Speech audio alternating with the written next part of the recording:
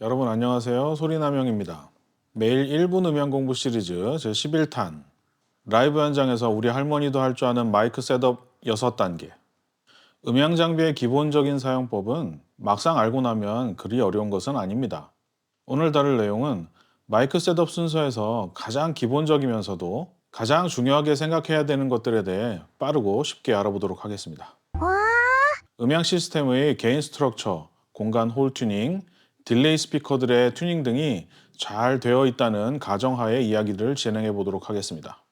음향 믹싱 전 단계에서 음향 기기들을 기기적으로 잘 세팅하는 과정을 음향 튜닝이라고 하는데요.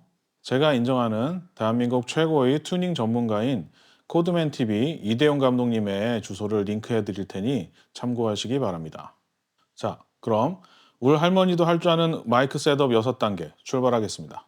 소리 남녀? 와, 첫 번째 단계, 마이크의 올바른 사용입니다. 마이크마다 사용 매뉴얼이 있고 대부분의 마이크는 사용법이 거의 동일합니다. 입에서 3cm의 거리, 마이크 파 필터나 무선 마이크 안테나 부분 잡지 않기, 마이크의 각도는 입을 향하게 하는 것 등등이 그것입니다. 이 부분은 너무 많이 들어서 지겨우시죠? 그럼 두 번째 단계로 넘어가겠습니다. 와, 두 번째 단계, 적당한 게인 올리기. 게인의 조절은 믹싱의 가장 꼭대기 시작점입니다. 작은 마이크 신호를 스피커를 움직이는 파워앰프로 보내기까지 증폭하는 단계에서 가장 첫 번째로 적당하게 키우는 작업입니다. 이때 적당함이란 표준 라인 레벨로 기준을 약속했고 그 레벨이 LED 매트의 노란색 한두 칸 정도의 크기입니다. 이것이 잘못되면 모든 게 꼬이기 시작합니다.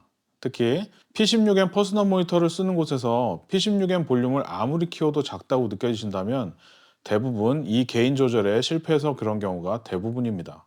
반대로 이 개인 작업을 잘 거쳤는데 현장에서 소리가 너무 커서 페이더를 조금밖에 못 올린다거나 하울링이 너무 쉽게 난다면 음향 튜닝이 잘못된 상태이니 필히 점검을 받으시기 바랍니다. 와, 세 번째 단계, 로우 컷 필터의 적용입니다. 믹싱 엔지니어들이 자주 하는 말이 있습니다. 튜닝이 너무 잘 돼 있어서 게인과 로우 컷만 만져도 어느 정도 할만하다. 이 말은 좋지 않은 환경에서 정말 열심히 만져서 기본적인 소리를 내야 하는 상황과 시작부터 어느 정도 좋은 소리가 나는 환경에서 믹싱을 시작하는 그런 차이입니다. 어쨌건 로우 컷은 EQ인과는 별개로 무조건 해야 하는 프로세싱입니다. EQ와는 다르게 핸들링 노이즈나 팝핑 등 불필요한 소리를 없애고 시작하는 개념입니다. 특히 보컬 마이크의 경우에는 저음이 필요 없는 큰 에너지를 없앤 후에 믹싱을 시작할 수 있기 때문에 여러 가지 장점들이 생기게 됩니다. 와, 네 번째 단계, 간단한 EQ 적용입니다. 이 EQ를 사용하는 목적은 크게 두 가지입니다. 첫 번째로는 듣기 싫은 소리를 찾아서 줄이는 것입니다. 공간의 특정 울림이나 피드백 하울링, 노이즈 등을 찾아서 그 소리를 줄이는 것이죠. 사용법은 간단합니다. 마이크를 사용할 때 거슬리는 소리가 계속 들린다면 조작할 수 있는 EQ 하나의 레벨을 키운 후에 주파수를 위아래로 옮겨가면서 그 소리를 찾습니다. 그리고 주파수를 고정한 후에 올린 레벨을 줄이면 되는 겁니다. 두 번째로는 필요한 소리를 키우는 방법입니다. 치차름이 부족하다고 느끼신다면 8kHz 주변의 초고역대 소리를 조절해서 살짝 올려서 소리를 들어보시기 바랍니다.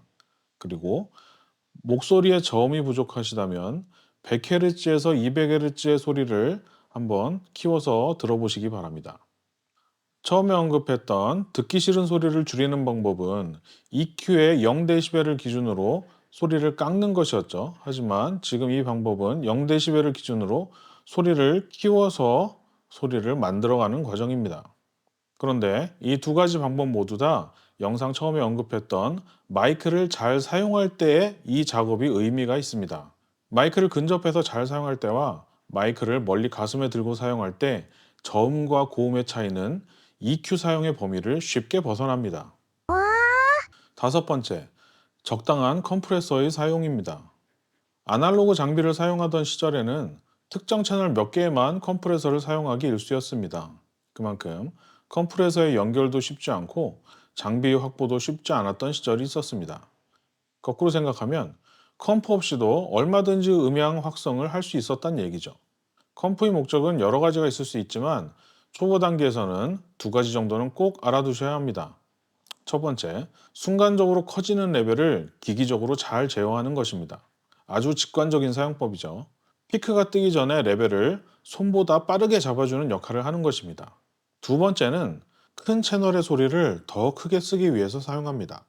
이게 무슨 의미냐면 피크로 치닫는 소리를 줄이고 메이크업 게인을 이용해 소리를 키우면 작은 호흡과 치차름 등 섬세한 소리들이 커지게 되고 평균적인 보이스 레벨이 피크는 줄지만 전체적으로 커지는 효과가 있습니다.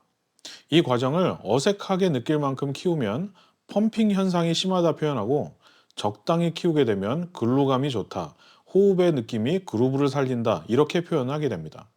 상업 음반의 경우에 숨소리와 보컬이 고음에서 지르는 레벨 차이가 그리 크지 않다는 걸 알 수 있을 겁니다.